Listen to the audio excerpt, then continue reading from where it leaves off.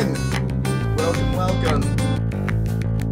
Yeah, I've been trying to look for some sort of silver lining of all of this, like most people here that are, of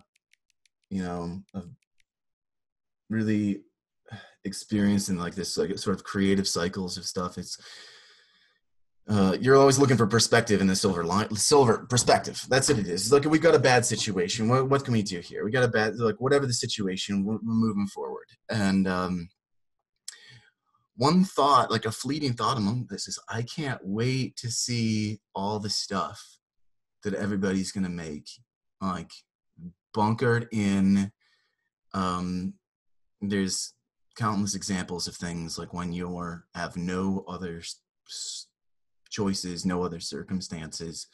I mean, it's horrible that we've got all of these problems in the way they are, but I think that there's a lot that can probably happen. That's what we try to do with these Creative Mornings events when we meet every month in person, because in-person meetings matter. And it feels like I'm alone in my bedroom right now, because I am, but I'm doing my best in this situation to connect with all of you guys, to continue in some manner to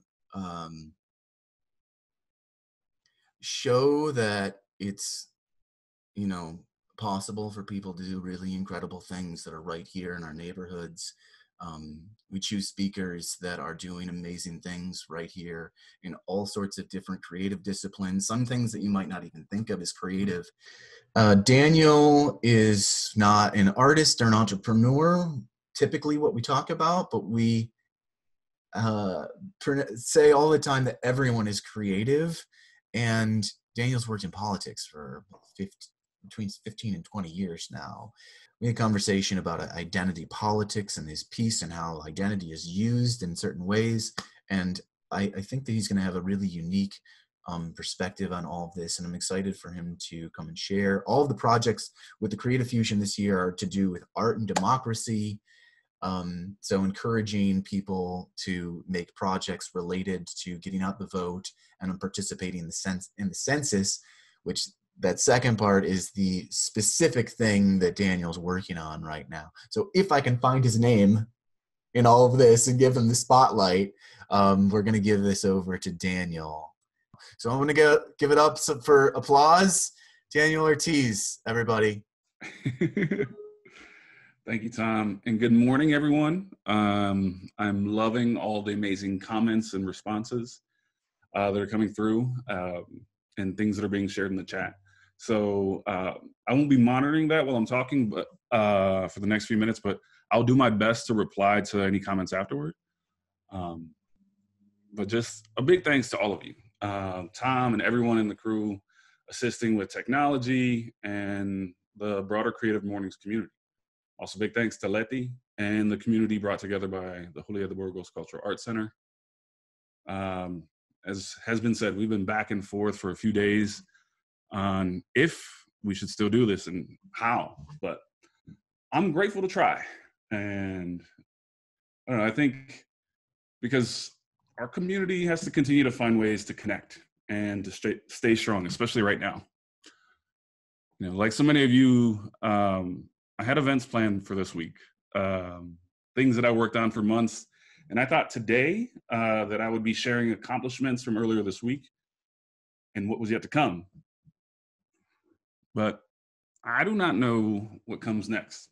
And I'm struggling not to obsess over the news and watch Governor DeWine and Dr. Amy Acton's daily briefing. I'm watching that looking for assurance, but assurance is hard to come by right now. But we have a community to turn toward, and I come from a resilient people. So much of my identity comes from resilience. Getting knocked down and resisting the urge to quit. From looking at an emerging challenge and thinking creatively. I celebrate a culture that's from a people who are loud and proud, who will not be silenced. Ya tú sabes. I'm the youngest of four, and I grew up in a family that celebrated a Puerto Rican cultural identity rooted in a complex history. I grew up listening to Mark Anthony, A Tribe Called Quest, Big Pun, and Wu-Tang Clan. I grew up on the cusp of Gen X, but I am a proud elder millennial. In my hometown, everyone had a touch of humility. Even the people who didn't like you, those who were quick to make sure I knew that I wasn't American like them. Like many kids from Northeast Ohio, I grew up with a chip on my shoulder. I'm from Lorraine, still an auto town that moved to the rhythm of the boom and bust cycle of an industrial economy that held on long enough to provide opportunities for my family to pursue careers that my grandparents wish we could have. The story of the economic transition in Ohio is the story that shaped me. You know, today's Northeast Ohio is not the one I know from my memories. In Ohio, disinvestment from shared resources and historic institutions has become a familiar story, or at least a rhyming story. We can understand this best by looking at the data. Right now, we see that 6 in 10 of Ohio's most common jobs pay too little for a working person to support their family without needing food assistance. Too many Ohio workers of color face discrimination and occupational segregation. But I came to know my cultural identity by studying political history, studying music, and yes, even food.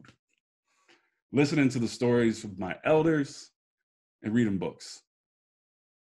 I was shaped by valuing kindness and believing in things. I stand firm in my belief that if you want peace, work for justice, and that justice is what love looks like in public. I come from a people that can make something beautiful and soul sustaining from leftovers. My culture celebrates the remix. In college, I encountered a whole new world of creators, of artists and writers. Guillermo Gomez Peña, Frida Kahlo, and the luminaries of the New Eurekan poets movement, like Miguel Piñero and Tato Laviera. The New Eurekan poets movement was right there at the intersection of activists, street scholars, and thought leaders who shaped the cultural movement in the 1960s and 70s. And I'd like to share some excerpts from Tato Laviera's poem, American. We gave birth to a new generation. American salutes all folklores, European, Indian, Black, Spanish, and anything else imaginable. So much of identity has been a response to the construct of race and ethnicity, a call and response to people with whom we share space. Our identities are complicated because how we're racialized is often based on a proximity to whiteness. My identity is Latinx and mixed race, and is informed by a history of shared space between brown and Black communities. How we make our shared places into something familiar and that feels like home is so important. So I'm going to keep going on from that poem. Laviera goes on, American, abounding inside so many ethnic English people, and out of humanity, we blend and mix all that is good. American, integrating in New York and defining our own destino, our own way of life. American, defining the new America, humane America, admired America, loved America, harmonious America, the world in peace, our energies collectively invested to find other civilizations, to touch God further and further, to dwell in the spirit of divinity.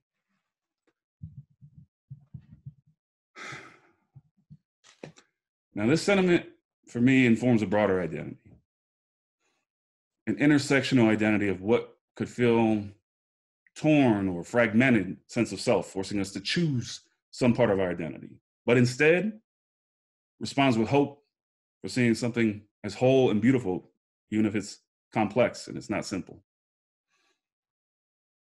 So this brings me to my point on identity politics. Identity politics is defined as a tendency for people to look at demographic groupings of people of a particular religion, region, race, social background, etc., to form exclusive political alliances, moving away from traditional broad-based party politics. Now, that is one definition. Another is that it's often a dog whistle by cultural commentators about communities of color voting for their collective self-interest, and that comes especially into conflict with white supremacy culture. Now, identities are complex. They're more complex than one thing, but complex truths are often flattened for simple lies. That said, my identity is politicized like so many of yours.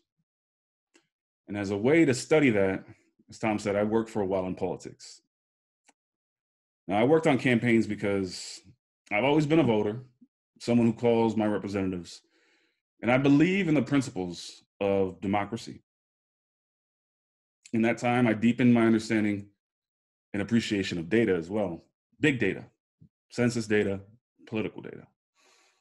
I became familiar with how a variety of decision makers view our communities through data points.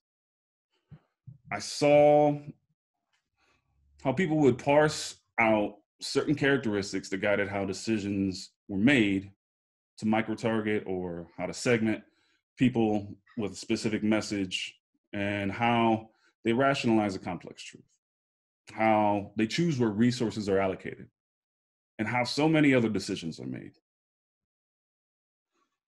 And from that experience, I realized so much of my identity isn't about me.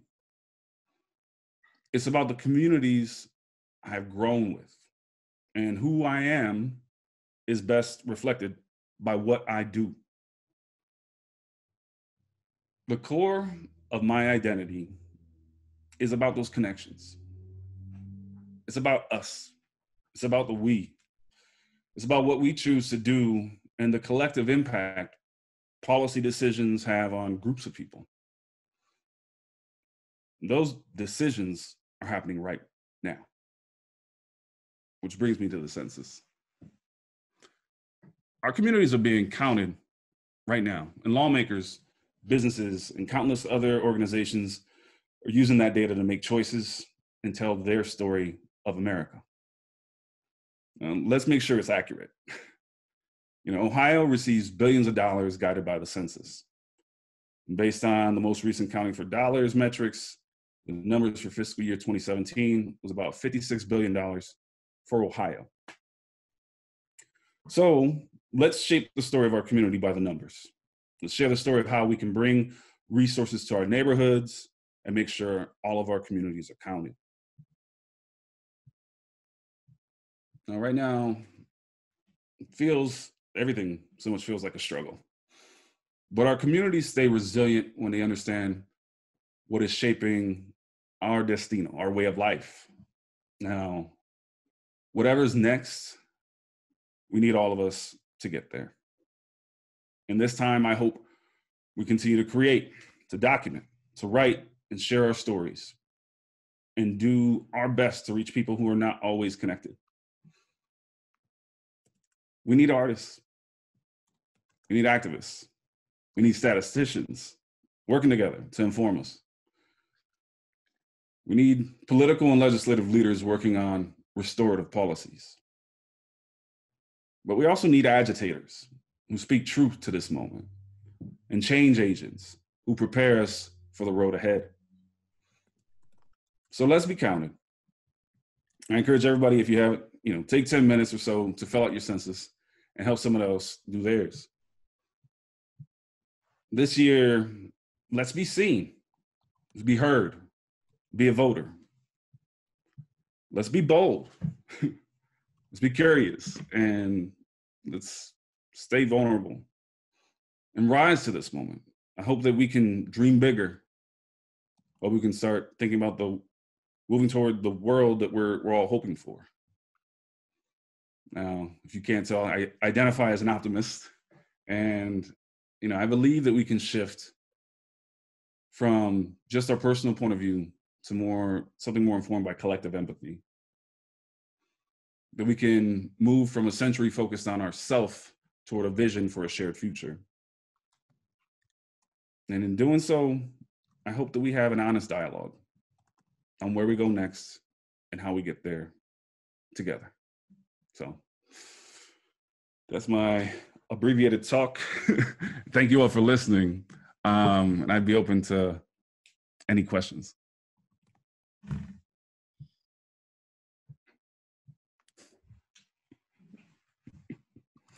All right.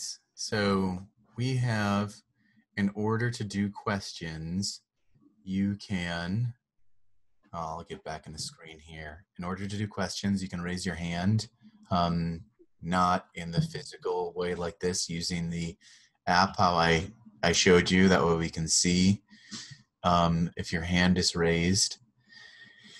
You can also drop questions that you can read right in the chat if you'd like to do that. Daniel, so there's things going on in the neighborhoods right now. There were a bunch of events that were canceled. So much of the work that was going into making sure that the we were going to get an accurate count, as accurate as we can in the census, are like you said, you had events that were canceled this week. This is, everybody's in the same boat, and I said that to begin this, and these things they're just still, we have to figure out a way still. We can't say, oh well. So where are you at right now in how you're going to outreach? Is there a silver lining here to count for the census?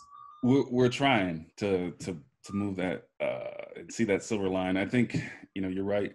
So much of our work has been disrupted. I think it was 2 days ago, the Census Bureau said that they are suspending field operations for the safety of their workers. I think that this is going to be an evolving challenge. A lot of our local folks with the Cuyahoga County Complete Count Committee, which I'm one of the co-chairs on the subcommittee on hard to count populations, we're looking at how we can be creative and adaptive. We're talking with statewide partners and other national partners on how, we can get up and do some phone banks, text programs, and a lot more work around social media to push out the message around the census. But I do think, a benefit to everyone being home is that they can take a few minutes and not just fill out their own census, but call people that and check in to see if they have questions on filling it out. This is the first major full decennial census where people are going to be able to fill out the form online. But for those who may not have internet connectivity in the home or are less comfortable with that, they can respond by phone. I believe over the past week, people started to receive an invitation to begin to fill out the census. It's a little mailer with a short code, identification code, and then you can go to my2020census.gov to begin to fill that out. I think, just coaching folks through it, because I think, right now we need to be checking in on people anyway. I think I've had a lot of calls this week with organizing partners, friends, people who I'm strategizing with and trying to figure out how we get through this. And we're going to get through this, but it's going to be done well by us still staying connected. So I think that can still inform our approach. It's just going to be different, and it's going to rely on a whole set of strategies that we used to rely on decades ago. You know, picking up that phone, checking in on folks in our community, and just working the approach that way. But I do think that, you know, going forward, you know, there is a plan once things are said to be safe to be doing events to continue to ramp that up. There's also ongoing conversation in Congress about the potential of extending the period for enumeration. That's when people go out and do the field canvassing around the census.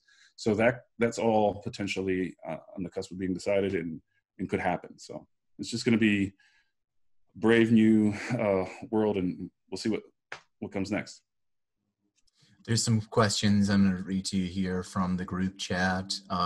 This is a great comment from P. Kalina. It says, we're accomplishing so much. We've slowed the advance of coronavirus.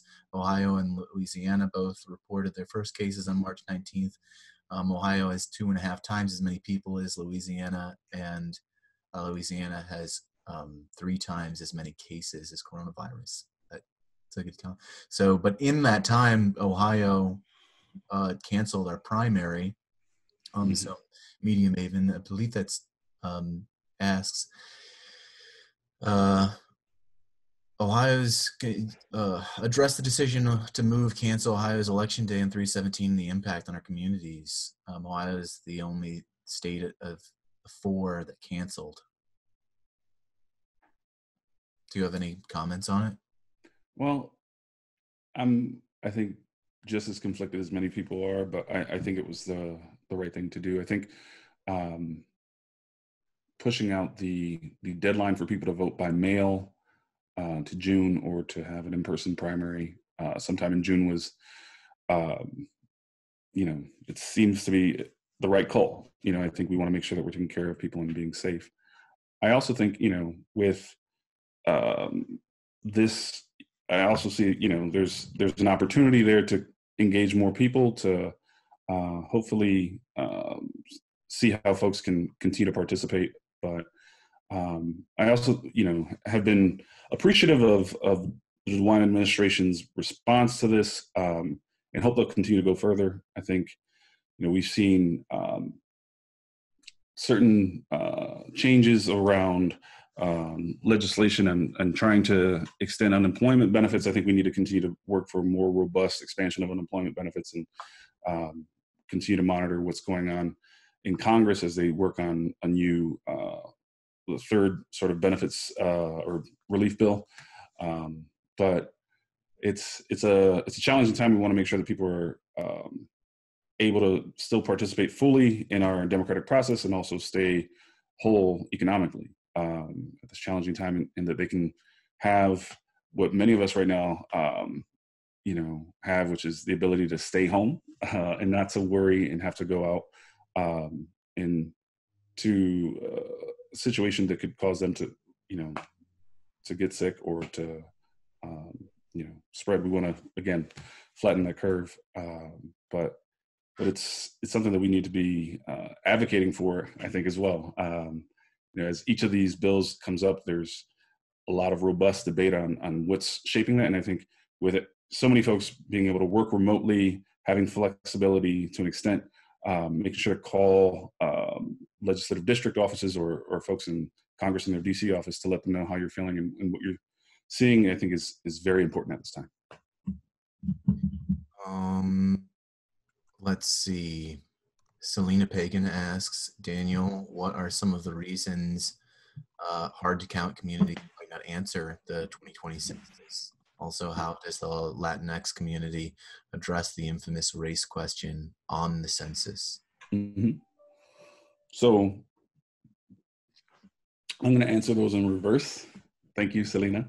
I think when it comes to this question for the Latinx community about race, I think, you know, one point that I've had many conversations with folks on is that, you know, we often have a complicated relationship with race in the Latinx community.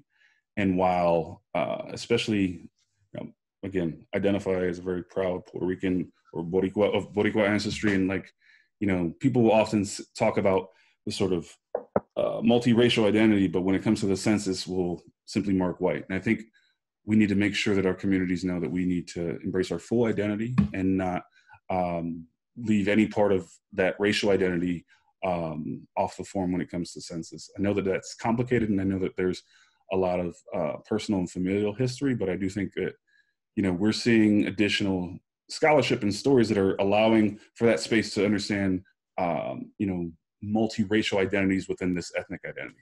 That said, you know, in the last administration under President Obama, there was a commission that was looking to reframe the race and ethnicity question into one sort of combined question that would have made some adjustments that many feel would have been helpful as we continue to see the evolution of Hispanic, Latino, Latinx in terms of that cultural understanding. You know, when we look at the history of the census, we have to see, you know, that history of race and ethnicity is tied. You know, it wasn't until the passage of the 13th Amendment that, you know, Black folks in this country were counted as full people. It wasn't until 1870 that, you know, Native Americans were counted. It was, I think, in 1930, the category Mexican appeared once in the decennial census as a race, and then that went away. We didn't see Hispanic as a term on the census emerge until the 1970s, and that continued to be refined. So that as an ethnicity that is very much racialized is something that we should all know and appreciate. But the racial identity in our communities is complicated, and I think people should, you know, again, not erase any part of that. The other part of it, you know, when we look at hard to count communities right now, I think, you know, connectivity issues are real. You know, we have a lot of digital redlining that happens in just the Cleveland area, any of our major metros, let alone other parts of the state where, you know, we see access to broadband is very limited. So especially in this time when people are less likely to be out and at community events and aren't going to be receiving all these messages, we have to try harder, and we have to, you know, innovate and, you know, work on new approaches. But, you know, I think that there's a lot of other reasons. You know, there's historically marginalized communities with different identities, you know, to this point that may feel either fearful or have misinformation around the census. And right now we've seen, you know, over the past year, a lot of attempts to continue to spread disinformation. Some of our social media platforms have taken to removing posts from certain campaigns that were representing themselves as putting out a census. I mean, I think that is all in this environment that's, you know, informed some of the challenges that people are seeing. But I think it comes down to, you know, as much as we can continue to engage trusted messengers who have the proximity and are connected to folks in hard to count communities, the better. And we're going to continue to work on that. So I think that we're getting close to out of time. And I think I'd just like to say thanks for being here and sharing all this today.